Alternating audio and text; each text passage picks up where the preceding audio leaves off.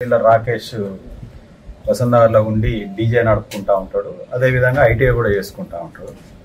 అయితే ఆ 3వ తారీఖు కానిస్టేబుల్ ఒక ఇద్దరు కానిస్టేబుల్ పదే ఫోన్ చేసి నువ్వు అర్జెంట్ రా అంటే ఆయన కాలేజీ నుంచి ఐటీఐ నుంచి పోలీస్ స్టేషన్కి పోయే వరకు లేట్ అయితే ఆ లేట్ అయినవన్న సందర్భంలో ఇంకొక ఇద్దరు ముగ్గురిని కూడా అదేవిధంగా రూమ్లో లోపలికి పిలిచి ఎస్ఐ గారు లాక్ చేసేసి వాళ్ళను ప్రెషర్ల కాడ ఒక బెల్ట్ ఉంటుంది వీళ్ళు పోలీసుల దగ్గర పెట్టుకునేది దానికి ఒక కట్ట కట్టి వీరిని కొట్టడం విచక్షణారహితంగా బూతులు మాట్లాడడం అనేది జరిగింది.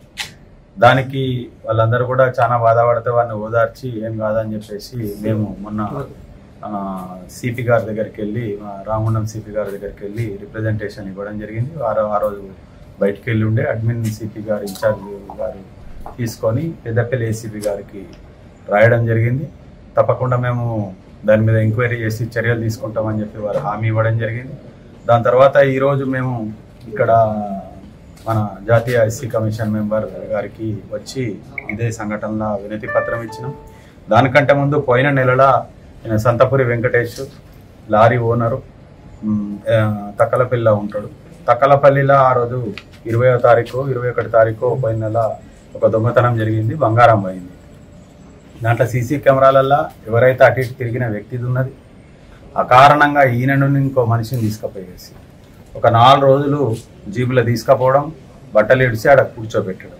ఆయన కాదు అని తెలిసినా కానీ కూడా కావాలని ఆ లోకల్లో ఉన్న కొంతమంది ప్రొవకేషన్ తోటి ఆ ఎస్ఐ స్వామి గారు ఆయనను ఆ మనోవేదన గురి చేయడం కాక బూతులు తిట్టుకుంటా బట్టలు ఇప్పేసి 2-3 రోజులు జీబుల వాళ్ళ ఇంటికి పోవడం, పట్టుకరావడం, కూర్చోబెట్టడం, పంపించడం ఈ విధంగా చేసిండు. ఇవాళ టెక్నాలజీ వచ్చింది, నీకు సీసీ కెమెరాలో కనబడతా ఉంది. ఎవరు ఆయన ఫోన్ ఉంటుంది, ఆయన ఎక్కడ పోయిండు, ఆయన లారీ సొంత లారీ ఉంటుంది, ఆ లారీ పట్టుకొని చంద్రాపూర్లో ఉన్నాడు.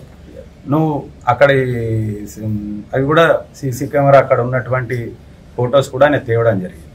దాన్ని కూడా గమనించకుండా ఈయన ఫోన్ ట్రాక్ చేసినా ఎక్కడ ఉంటాడో తెలుస్తుంది.